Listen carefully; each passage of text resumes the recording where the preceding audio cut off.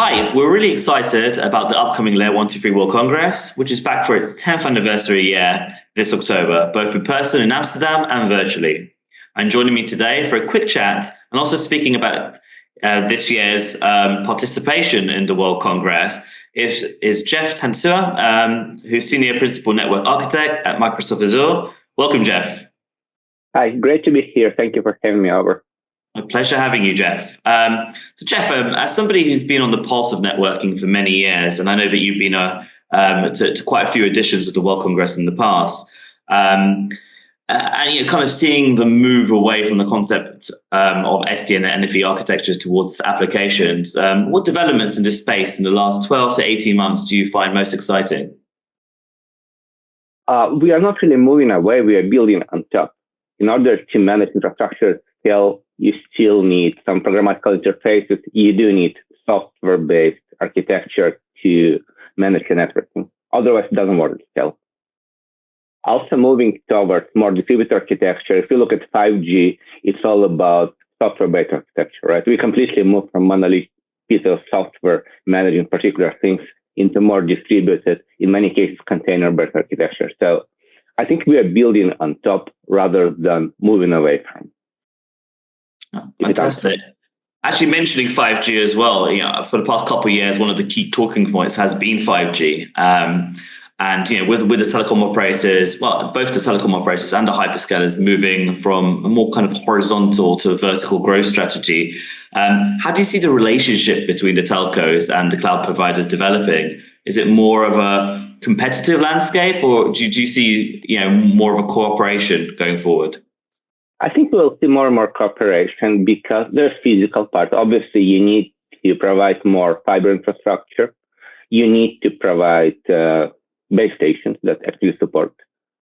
But you also need to build all of backend, the packet core, the things that require a lot of compute. In some cases, require a lot of specialized compute, GPUs.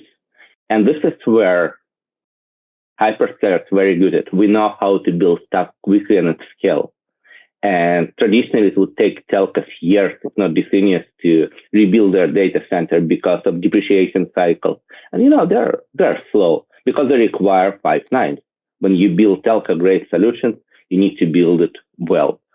So and this is where intersection of hyperscalers being very quick, knowing how to build distributed architecture at scale, because we've been doing this for the last 10 years, and telcos that know how to build physical infrastructure, they own or lease fibers, they know how to hang new base stations.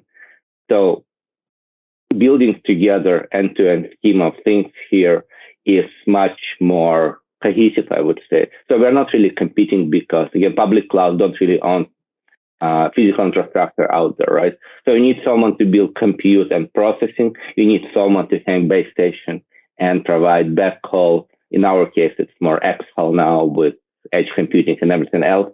So together we can build end-to-end solution and help each other. And is there anything specific? Like, I know you mentioned a couple of them, but the hyperscalers obviously have the budgets to be able to acquire and build many things themselves. What specifically do you think the telcos can do for the hyperscalers to kind of make such a relationship viable? So it is as simple as real estate. So again, they own the physical space to hang all the physical infrastructure needed. Most importantly, they have physical locations to put some very early processing. So we are talking about putting processing into next to base station, right? If you look at edge computing, we are talking about 1 millisecond and less delay or RTT between. So we already build the infrastructure, right? We already provide massive infrastructure to all our customers.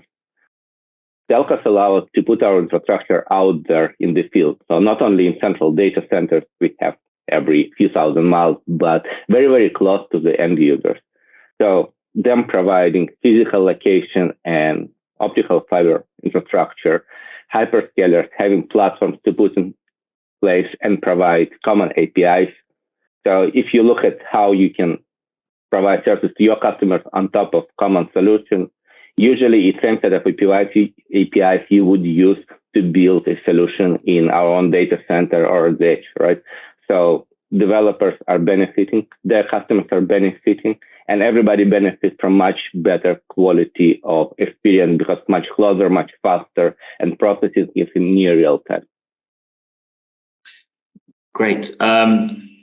We're seeing a shift now for lots of the operators in this space, particularly in North America, deploying a multi-cloud vision in relation to 5G network services.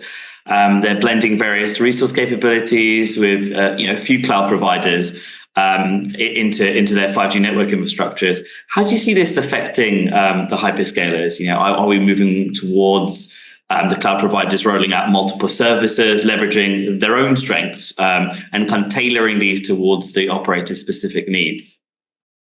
So you can understand different hyperscalers are better or worse at particular technologies, and Absolutely. on another side, telcos don't want to be locked into a particular solution because then you're adjusting to someone else's APIs, right? So what they're trying to do is to build this middleware that abstracts notion of a hyperscaler particular APIs, so they could become, in a way, if not abstract, probably better word would be to support multi-cloud in a way that it abstracts semantics of every cloud. But this brings additional complexity, state reconciliation. How do you manage different clouds? So there are pros and cons, right? And on your side of telco, you need to recognize that if you are good at building software, it's absolutely doable. There's a number of companies that does it as well. But if you can, sometimes it's better for you to just choose a partner and go all in, right? So there's no right and wrong, but based on your own capabilities, you need to be realistic in what you can achieve. And sometimes it's good to work with different people. Sometimes it's just better, to marry someone and go together. Absolutely. I know that you're giving one of the keynote presentations on the 14th of October, physically as well, which we're very excited about. Just for the audience, maybe just a little bit of an insight into the subject matter and themes that you'll be covering at the event. So I think people are excited about how we manage our infrastructure at such scale, right? It's huge, it's unimaginable. When I came into Microsoft and started to look around, man, it just amazed you how things can work at such scale. So providing some insights into how we do it programmatically, how we make sure that before we actually change something, everything is validated and goes through our internal infrastructure and test and cycle of testing. It's pretty exciting. There's a number of other topics I'm still reviewing, and closer to the date, I'll discuss them separately. Fantastic. And probably finally, Jeff, just to, it's obviously great to have you give the keynote, but, what are you looking most forward to about the 10th anniversary of the Layer123 Congress and the fact that, we are going back to, a blended event with a virtual part, but, going back to physical events? Number one is seeing people. I've been missing interactions with friends, with customers, with vendors, with everybody else, because, even so, at any event, there are keynotes and there are presentations, but then there are just discussions, talks, dinners. And this is where I wouldn't say real decision, but this is where a lot of information is being discussed in, if not free matter, but more informally. And this is where new solutions and new technologies kind of being conceived. It's not the presentation or keynote. It's something that people can emphasize about, talk about with each other, and then come up with. So it's really seeing people and, interactions. Fantastic. Well, great. Thanks, Jeff, for this really interesting chat. I really look forward to seeing you in person in October. And thank you for everybody for watching. I look to seeing everybody else there in person or, at the very least, virtually too. So thank you, Jeff. Thank you, everyone. Thank you so much.